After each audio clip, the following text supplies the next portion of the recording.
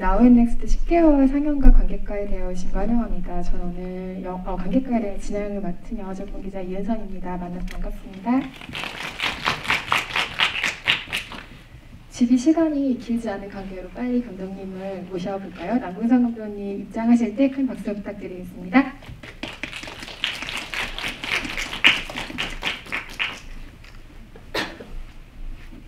걸어오는 길이 좀 외로운 길이네요.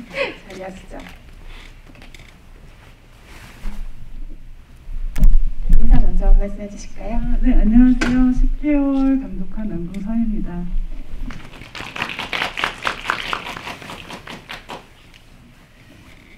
지난해 전주국제영화제에서 영화가 상영을 하고 개봉을 올해 앞두고 있는데 그 전에 마리끌레르 영화제를 통해서 관객들을 먼저 만나게 되신 셈이에요. 앞에서 짧게 영화 만든 남궁선 감독입니다라고 얘기해 주셨지만 조금 더 상냥한 다정한 인사를 먼저 건네주실까요? 제가 좀 무뚝뚝한 사람. 네, 10개월이라는 영화를 만든 남궁선이고요. 그 밖에 다른 말로 어떻게 저를 소개해야 될지 잘 모르겠네요. 근데 이렇게 비 오는 날에 또 이렇게 찾아주셔서 정말 감사합니다.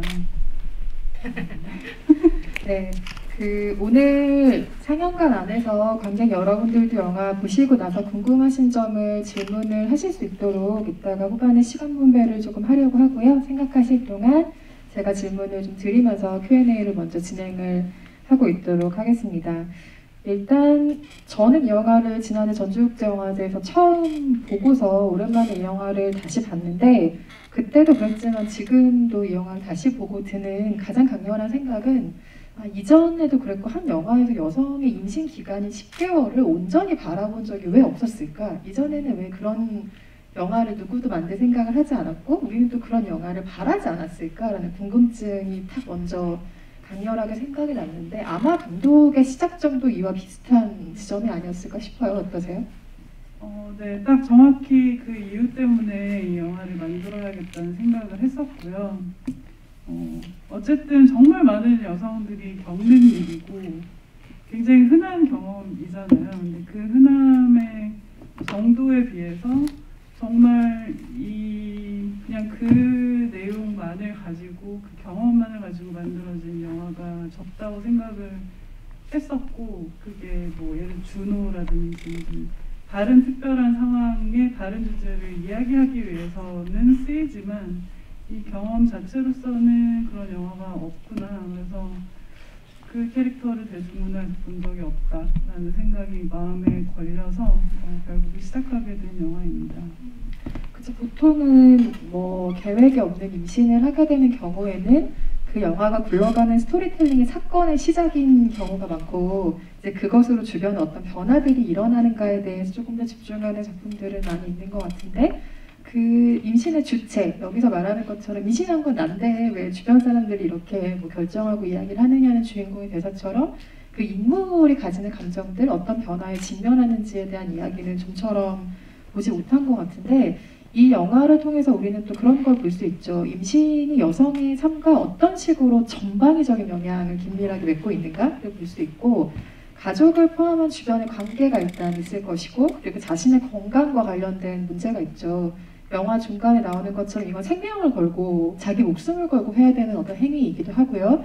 그리고 이 일이 일단 연관이 돼 있고 이 일을 떠난 부차적인 비용 발생의 문제들 같은 것도 이 영화에는 그려져 있죠. 아주 전방위적으로 긴밀하게 이 임신의 과정들, 출산까지 과정들을 아주 세세하고 현실적으로 바라보고 싶다는 욕망이 좀 있었을 것 같아요. 어떠세요?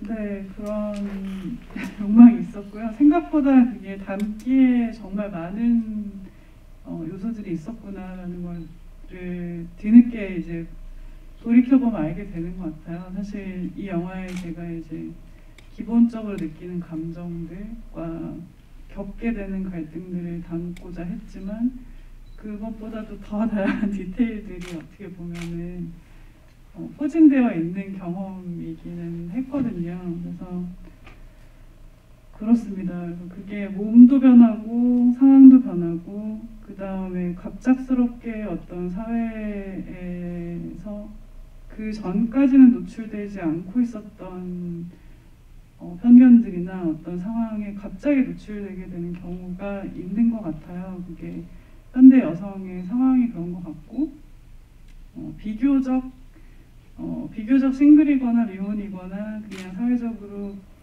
개인적으로 활동할 때까지는 와닿지 않던 어떤 문제들이 한꺼번에 들이닥치게 되는 경우였다는 생각이 들어요. 그래서 그거를 담기 위해서 좀 극화해서 어떻게 보면은 이 감정 자체의 결은 조금 더 미묘할 수 있지만 실질적으로는 영화에서는 조금 더 극화해서 그걸 표현하려고 노력을 했습니다.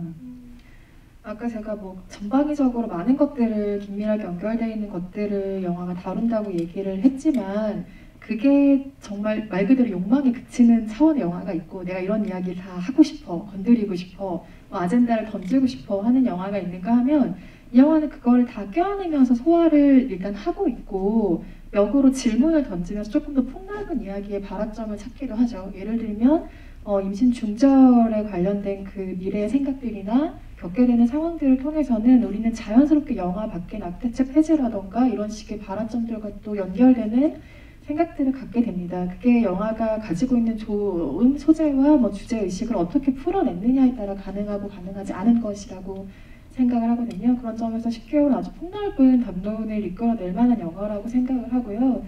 이 제목이라는 10개월을 이게 어떤 시간인가를 생각을 해보니까 정말 짧은 시간이잖아요. 사실은 임신 기간이 10개월 동안 사람 하나를 만들어내는 작업인데 내가 아주 간단하게 10개월 전에 얼마나 멍청한 짓을 하고 있었는지를 생각해보면 그때 나와 지금의 나는 조금도 달라지지 않았는데 그 사이에 여성은 임신을 경험하고 한 생명을 출산하고 엄마가 돼야 되는 기간치고는 너무나 턱없이 짧은 시간인 거죠. 그 10개월이라는 시간에 대해서도 굉장히 많이 생각을 하게 됐어요.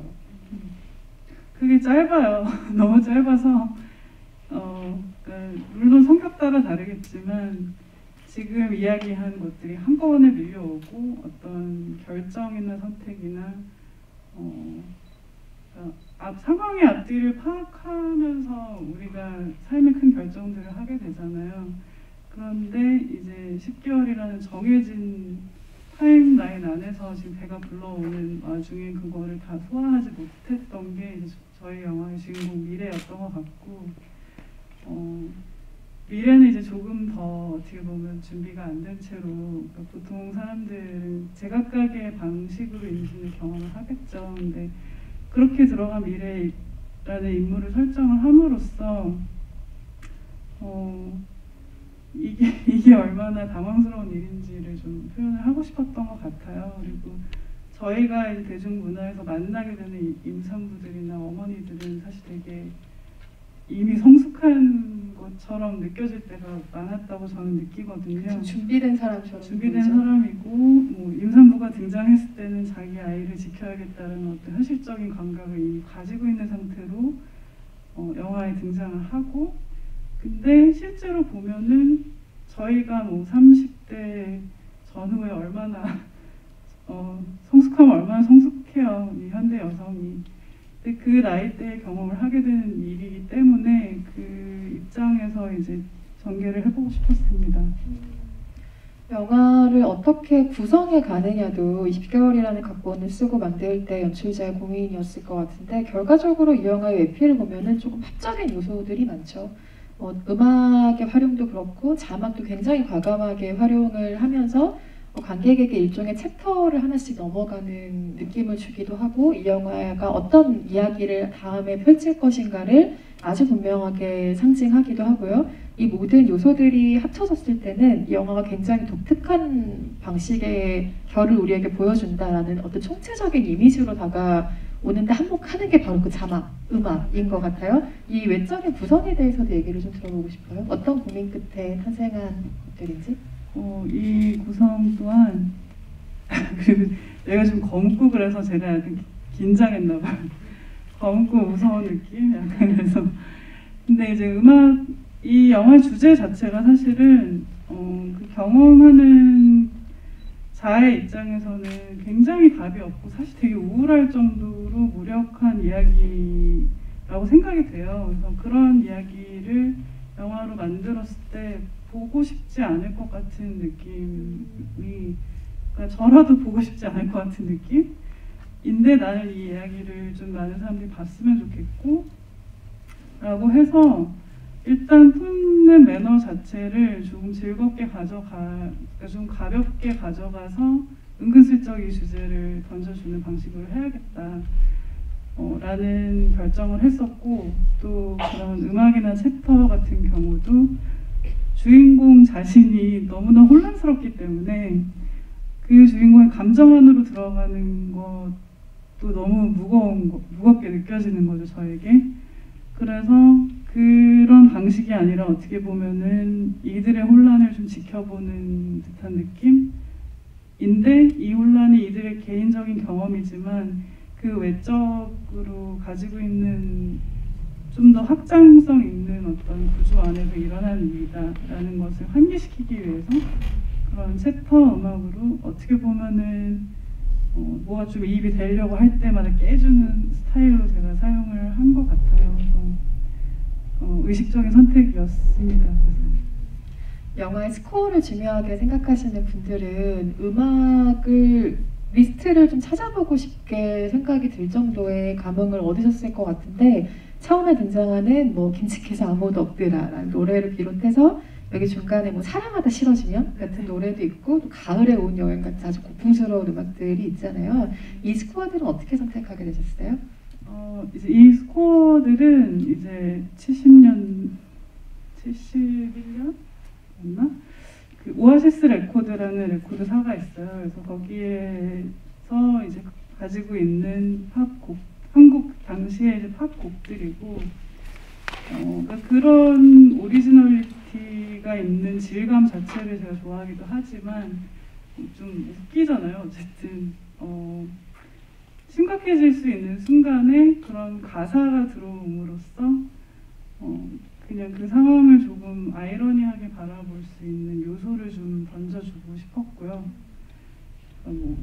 어떻게 보면 이 영화에 지금 연인도 나오는데 정작 사랑하다 싫어지면이 나오는 순간은 회사에서 갈등이 일어났을 때 나오는 거잖아요. 그러니까 그런 합적인 요소로서, 그리고 약간의 코멘터리로서 조금 아이러니를 강조하기 위해서 제가 넣어본 곡들입니다. 코멘터리라는 표현도 굉장히 정확한 것 같아요. 이 영화가 말씀하신 것처럼 임신과 출산에 대해 고민해본 적이 있거나, 혹은 그게 나의 문제가 됐거나, 혹은 내가 경험을 했거나 한 여성들에게는 좀 깊숙하게 다가갈 수 있는 내용일지 모르지만, 관객 중에는 여성만 있는 것은 아니잖아요. 남성 관객도 있을 거고, 뭐 이 영화에서 철딱선이 없는 소리 하는 것 같은 중학생 같은 관객도 있을 거고, 그래서 그 모두가 진입장벽이 아주 낮은 영화라고는 실은 생각하지 않는데, 그 말씀하신 합적인 요소들이 일종의 코멘터리가 돼서 이 영화랑 같이 한번 걸어가 보지 않을래라는 제안을 좀 하고 있는 거죠. 그러면서 조금 좌충우돌 이 미래의 여정에 자연스럽게 동참하게 되는 부분이 있는 것 같은데, 그렇게 좀 톡톡 튀고 합적인 요소의 분위기에는 대사도 한몫하고 있다고 생각을 해요.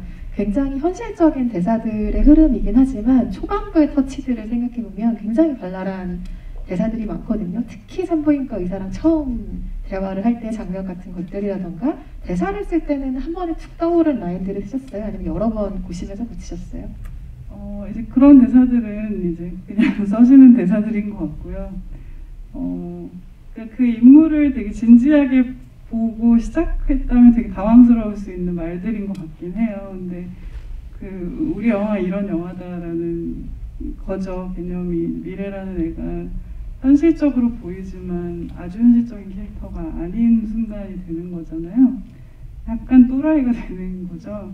근데 그 사람의 입장에서는 할 수 있는 말들이거든요. 이게 외계인이면 그럼 어떻게 책임질 거냐라는 말이 우리한테는 어이없이 들리지만, 실제로 그 가능성을 고려했을 때 그럼 어떻게 하시겠냐, 이 법적으로 어떻게 하시겠냐라는 질문을 하는 거니까. 그래서 그런 대사들을 이제 일부러 조금 그 미래라는 캐릭터의 또라이성을 참고하면서 썼고요. 모두가 하고 싶지만 사실은 못하는 말들도 좀 끼어있지 않았을까라고 생각을 합니다. 캐릭터를 만들어가는 과정에는 아주 여러 가지 작업들이 있는데요. 그 중에 중요하게 감독들이 인식하는 것 중에 하나가, 아주 많은 것들이 있지만 주인공의 직업이 될 때도 있어요. 근데 이 영화 같은 경우는 보면은 뭐 자리를 잡은 회사라기보다 좀 스타트업에 가까운 조직인 것 같고, 그리고 미래 아버지는 누구보다 조직을 중요하게 생각하는 사람이지만 미래는 전혀 그렇지 않은 사람인 것 같고, 이를 보면은 게임, 뭐 프로그램 이런 개발자로 일하고 있는 IT 업계 종사자처럼 미래가 보이죠. 이 캐릭터의 직업적인 특성에 영향을 준 부분이 있을까요? 기본적으로 좀 이것도 이제 실제로도 좀 있는 경우라고 생각이 되는데요.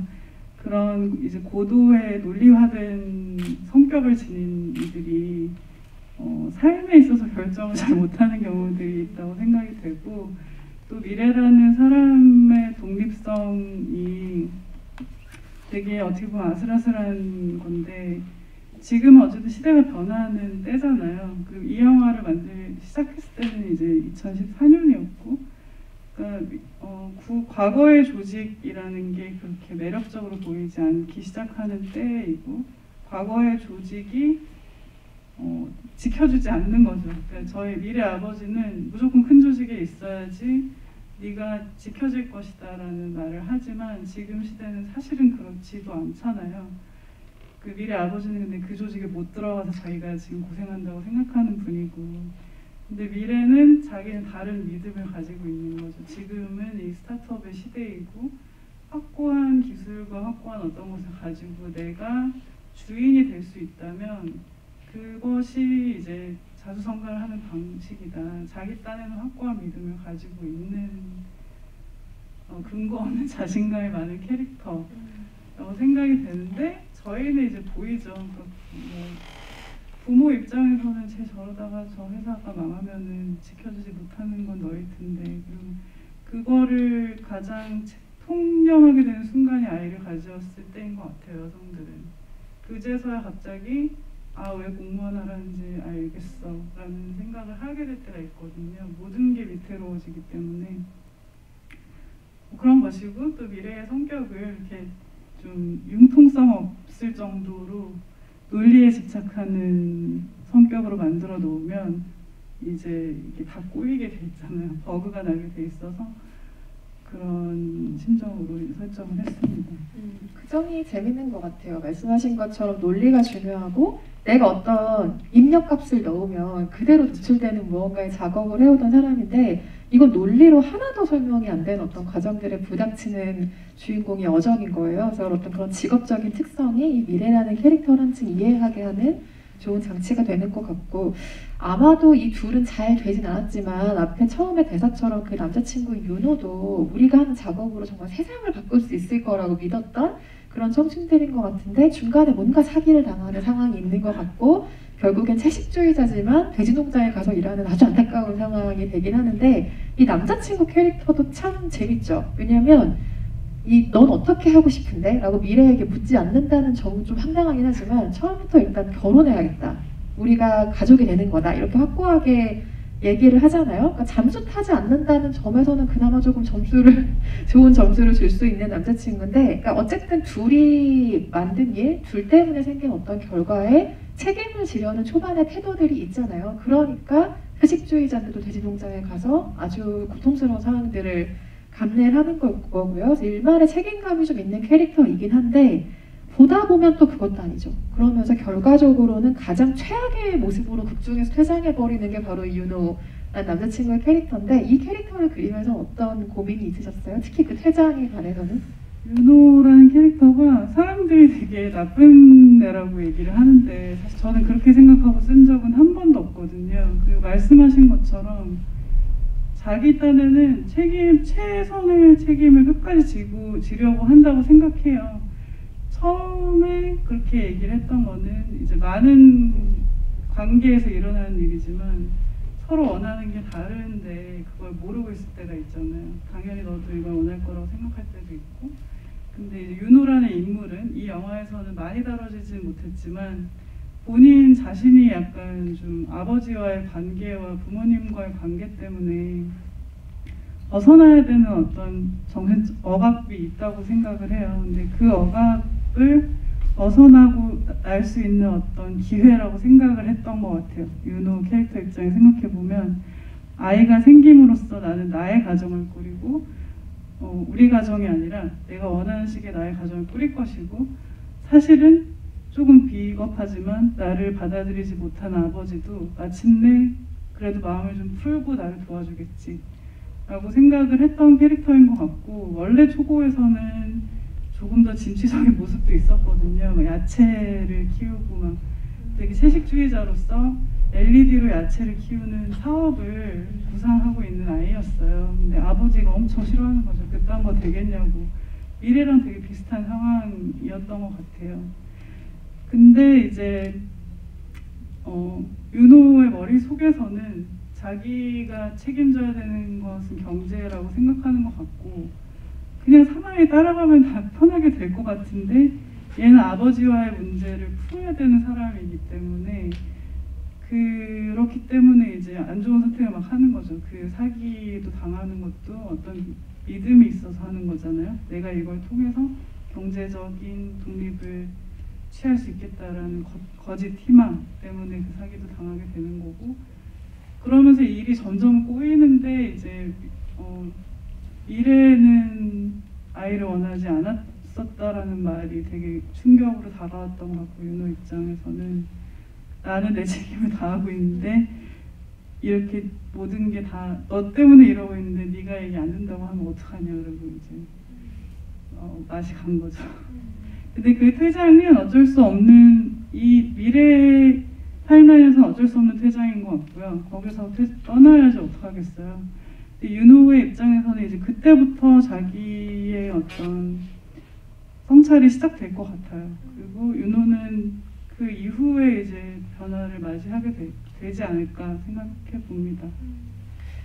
육아에서 때론 가장 중요한 것이 경제적인 어떤 배경이라고 생각하는 인식들이 있고 실제로 중요한 배경이기도 하죠. 하지만 윤호의 생각처럼 경제력이 안정되는 것만으로 저절로 이루어지는 게 육아가 아니다라는 것은 이 영화에서 아우리 언니, 강미 언니의 삶을 통해서 보여지죠. 그 집은 뭐 경제적으로는 전혀 문제가 없는 것 같지만 실제로 출산을 경험한 여성은 아이를 너무 사랑하지만 내 몸을 구석구석 다 부셔뜨리고 나온 이 아이의 존재만으로 너무 커다란 세계의 무너짐 같은 것들을 겪고 있는 사원들이 보이죠. 그래서 그 임신과 출산이라는 게 아주 구체적으로 엄마가 될 사람 그리고 아빠가 될 사람의 상황과 삶에 어떤 영향을 미치는가를 아주 구체적으로 들여다본 영화이기도 한데, 남자친구의 그런 폭주로 인해서 미래도 폭주를 하는 장면이 있죠. 그 장면은 이 영화에서 가장 의외성을 드러낼 만한 장면이라고 생각하기도 하고, 그 장면을 통해서 미래 입에서 절대 나올 것 같지 않던 정말 다행이다, 아이를 내가 지켜서 다행이다라는 대사가 그 이후에 나오기도 하죠. 근데 그 설정을 보고서 굉장히 좀 놀라는 관객들이 많을 것 같다 생각을 했어요. 그러니까 그건 어떤 분명한 의지를 가지고 전봇대를 들이받는 행동. 아닙니다. 아닌가요? 네. 그렇게 생각하실까? 사실은 그냥 너무 정신없으니까 난 사고 설정인데요. 저희가 이제 영화의 어떤 제작 환경에 그 제약으로 인해서 그냥 그렇게밖에 표현을 못한 거예요. 그래서 저거 일부러 들이받는다고 생각하는 분들이 있을 것 같은데 라고 생각했는데, 옆에 있는 제가 일단 그렇게 생각을 해버렸네요. 네. 너무 큰 오해를 했네요. 네. 네네. 되게 그렇게 생각하면 되게 큰 일이잖아요. 근데 그게 아니라 그냥 정신없이 도망가는 그럴 때 이제 사고가 잘 나거든요, 실제로. 그래서 사고가 나버렸다인데 오히려 지금 이 모든 상황은 또 뱃속의 아이랑 되게 무관한 거라고 저는 생각을 해요. 그거를 유관한 것으로 엮기 때문에 이제 수많은 이 낙태 찬반에 관해서 막 얘기가들이 오가는데, 이 사회 때문에 일어나는 개인의 문제들과 이 아이하고는 상관이 없거든요. 그러니까 미래에도 뭐 얘를 떠나보내지 못했으면은 이 아이라는 생명은 존중을 하고 있겠죠. 그래서 그렇게 부딪혔을 때 관객 입장에서는 어떡하지, 지금 저 아이 유산됐나? 이런 상상을 하게 하고 싶었고, 내 미래가 실제로 했던 행동은 그래도 배를 부여잡는 거였던 걸로 했고, 그게 저는 자연스럽다고 생각을 했어요. 그냥 미래라는 캐릭터의 입장에서. 그리고 그렇게 이 여정을 겪은 다음에 그 아이가 사라지는 것도 나름의 이제 되게 큰 일이겠죠. 또 다른 큰 일이겠지만 여기서는 그렇게 되지 않았고 일단 그런 설정이었습니다. 이 이후에 제가 이 영화에 대해 다시 얘기할 기회가 있다면 그 실수에 대해서 항상 인식하고 있겠습니다. 네네. 오늘 만약에 저와 같이 영화를 보신 분들도 지금 오해가 풀리는 자리가 된 것 같고, 혹시 주변에서 누가 10개월에 그 장면을 그렇게 얘기하시면 여러분이 반드시 정정을 좀 해주세요. 근데 그때쯤에 저는 미래 변화가 재밌었던 게 그게 20주가 넘어간 이제 이후의 상황들이 쭉 이어서 펼쳐지는데, 그때쯤에 미래가 카오스에게 말을 걸기 시작해요.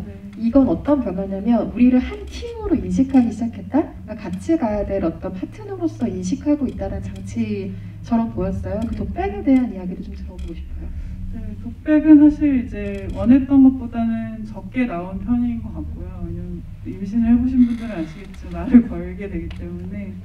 근데 24주가 지났을 때는 이제 영화적으로는 이제는 돌이킬 수 없는 영역으로 왔다. 그러니까 지금은 선택할 수 있는 영역이 아닌 거죠. 그 전까지는 불법으로라도 중절을 하는 선택이 살아 있었다면 24주 이후에는 그게 싹 사라진 상황이라고 생각이 되고, 그럼 미래는 이제 이미 와 있는 이 존재를 인정을 하게 되고, 어쨌든 너는 들어와 있는 거니까 인생에. 그런 의미에서의 파트너십이 되는 것 같고요. 그리고 이제 모든 사람들이 다 대화 불가능한 사람이 되었기 때문에 가장 가까이 말을 걸게 되는 존재가 된 것 같아요. 저는 영화를 보면서 임신한 여성에 대한 생각보다 아주 다양한 혐오들이 있다는 거에 사실은 조금 놀랐는데, 예를 들면 회사에서 그 상사가 하는 대사들은 굉장히 전형적인 대사들이긴 하잖아요. 근데 그 대사 중에 정말 막 치를 달게 만드는 게 왜 나를 나쁜 놈으로 만드느냐는 정말 적반하장식의 대사를 하잖아요. 그래서 이러니 저 새끼 뭐야? 라는 생각을 하면서 그 장면을 봤는데, 그 이후에 제가 더 황당했던 건 중학생의 반응이었어요. 그 길에서 만난 중학생이 돼지 이렇게 얘기를 하면서 어쨌든 임신을 하고 있는 그 여성에 대한 어떠한 뭐 존중 혹은 그 나이 때 뭐 긍정적으로 생각해보면 가질 법한 뭐 생명의 어떤 신비함 이런 건 하나도 없고 그냥 이 사람을 혐오하는 말들 하잖아요. 그래서 그 상황들을 보면서 임신한 여성이 겪는 아주 구체적인 문제들이 이 영화에도 있지만 하다못해 주차장에 들어갈 때 얼마나 어려운가에 대한 이야기도 나오잖아요, 장면으로. 근데 그런 상황들 속에서 겪는 어떤 혐오의 시선들, 오해를 넘어선 조금 더 격렬한 시선들에 대한 생각들을 하게 됐는데, 그 중학생의 에피소드는 어떻게 만들어진 거예요? 그 중학생의 에피소드 같은 경우에는 그런 일들이 적지 않아서 그러니까 마치 이 영화에 막 그런 모든 것만 다 모여 있는 것 같아서 막 불공평하다가 이렇게 얘기하시는 뭐 관객분들 계셨는데, 남성 관객분이. 근데 그 경험이 이제 축소된, 그러니까 강화된 게 아니라 오히려 그냥 축소된 정도 수준으로 들어가 있는 거고, 그냥 중학생이야 뭐 그냥 지나가는 말로 툭툭 던지는 말들, 돼지 이런 말 저 들어본 적 있는 말이고, 근데 이제 그 말을 듣고 넘어가지 그걸 가지고 다 싸움을 걸지는 않잖아요. 근데 그 씬의 배치 자체는 그 전에 미래가 이제 겪어보지 못했던 대우를 처음으로 받는 거기 때문에 회사 면접에서도 막 이상한 아리송한 소리 듣고, 그러니까 가뜩이나 기분이 상한 상황에서 중학생까지 시비를 거니까 내가 누군지도 모르고 그러는구나 하고 나의 저력을 보여줄게 하고 막 욕을 하는데 결국 지는 걸로 저는 설정을 했거든요. 그리고 그냥 되게 수준 떨어지는 상황이 된 거죠. 중학생이랑 싸우고 앉아있는 꼴이 되었다. 그래서 좀 웃긴 느낌으로 배치를 하긴 했어요. 그리고 그 중학생이 그 말을 뱉는 것에는 아무 생각이 없겠죠, 사실은. 근데 이제 비현실적인 얘기는 아닌 거고. 그런 것 같아요. 그런 아이들이 나중에는 어린이랑 같이 가게 온 사람한테 맘충이라고 아무 생각 없이 욕을 하는 아이일 수도 있겠죠. 근데 혹은 그냥 자라서 이제 자라고 나서 내가 옛날에 그런 바보 같은 행동했지라고 하게 될 가능성도 저는 있다고 생각하고요. 근데 꼭 그렇게 밤에 이불을 차는 순간이 있길 바랍니다. 이불을 차게 되는 그렇게 성장할 거라고 생각합니다. 네. 뭐 이렇게 얘기했지만 사실은 모두의 성장담이기도 하잖아요. 이 영화가 어떤 면에서 미래를 포함한 중학생에게도 성장이 있기를 꼭 바랍니다. 이 영화는 구체적으로 등장하진 않지만 할아버지의 죽음이 있는 영화이기도 해요. 그래서 이 영화를 아주 거칠게 큰 시선으로 바라보면 할아버지의 죽음 그리고 카오스의 탄생 이렇게 연결되는 영화이기도 하거든요. 이 죽음과 삶의 탄생을 엮어주신 이유도 궁금했어요. 그게 이제 죽음에 대한 생각을 거의 하지 않았던 것 같아요. 저 이제 개인적으로 저만 해도 아이를 갖기 전까지는 내가 죽는다라는 생각을 그냥 안 하고 살았던 것 같은데 이제 임신이란 상황의 등장과 동시에 좀 삶의 유한성에 대해서 생각하게 되는 계기가 되었던 것 같고 미래에게도 그런 계기가 되었던 것 같아요. 그 집 부모님 있는 집을 가긴 가지만 시큰둥하게 갔었잖아요. 그리고 거기 할아버지 계속 뒤에 살아계신 듯 안 살아계신 듯 있던 곳이었는데 그 많은 일들을 겪고 돌아와서 할아버지 곁에 누워 있을 때 이제 느껴지는 거죠. 이게 그런 의미로 배치한 것이긴 해요. 그래서 거기에서 어떤 삶의 사이클이 느껴졌으면 좋겠다라는 마음으로 배치하는 장면입니다. 죽음과 삶의 사이클이기도 하고 이것은 뭔가 어떤 상황으로 계속 내려가야 되는 상황에 대한 이야기이기도 한 것 같아요. 첫 장면을 생각해보면 미래가 하늘을 보고 누워있다가 계단을 계속 내려오는 장면으로 시작을 하잖아요. 그리고 마지막에는 할아버지 죽음에 대한 애도를 하고 있다가 갑작스럽게 진통이 와서 그때는 다행히 친구와 함께 차를 타고 아주 좀 쓸쓸한 풍경이긴 하지만 산길을 계속 같이 내려가는 자동차의 뒷모습으로 끝난 영화이기도 하죠. 그래서 그 어떤 연결들이 굉장히 흥미로웠던 장식들로 보이기도 했고요. 혹시 오늘 남궁선 감독님께 직접 영화를 보시고 질문하고 싶은 관객분들이 계시면 질문 한두 개 정도 받아보고 시간을 마무리할까 하는데요. 질문 있으신 관객분 혹시 계신가요? 직접 질문을 받나요?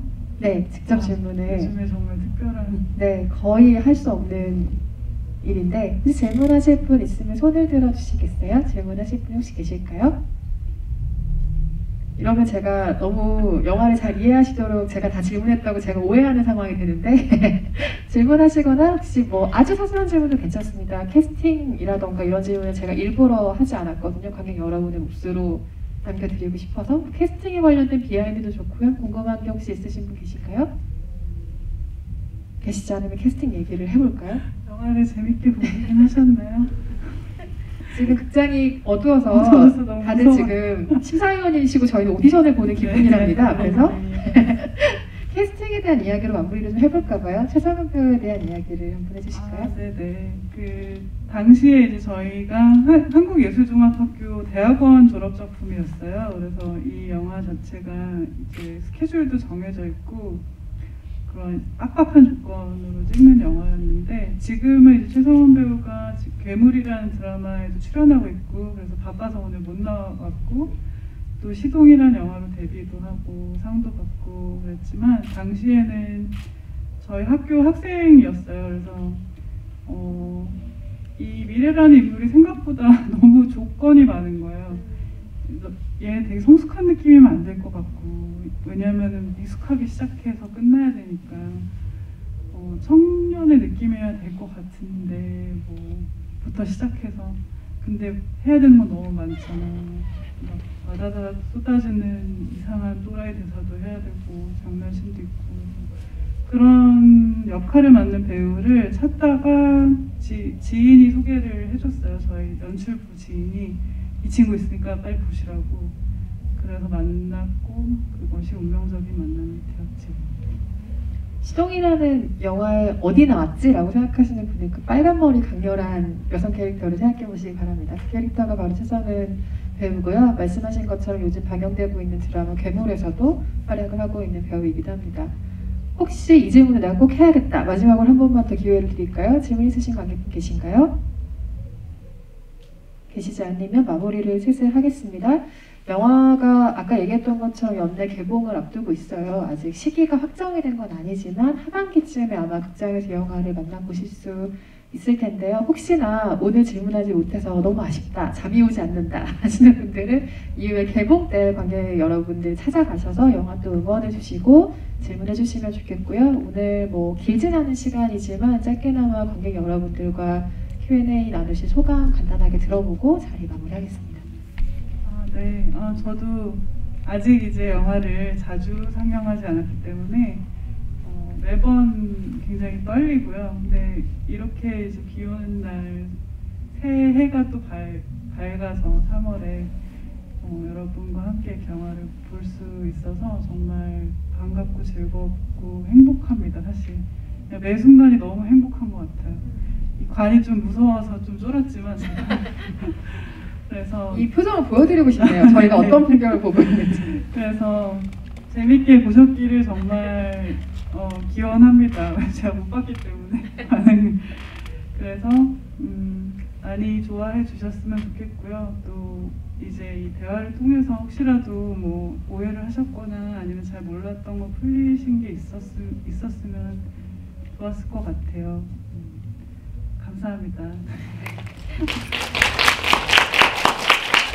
네, 마리클레르 영화제 찾아주셔서 감사드리고요. 이후에 개봉하는 10개월에도 많은 관심 부탁드리고 오늘 영화를 재미있게 보셨다면 스포일러가 되지 않는 선에서 감상평도 남겨주시고 주변에 좋은 입소문도 많이 부탁드리겠습니다. 비 오는 날 조심히 돌아가시기 바랍니다. 감사합니다.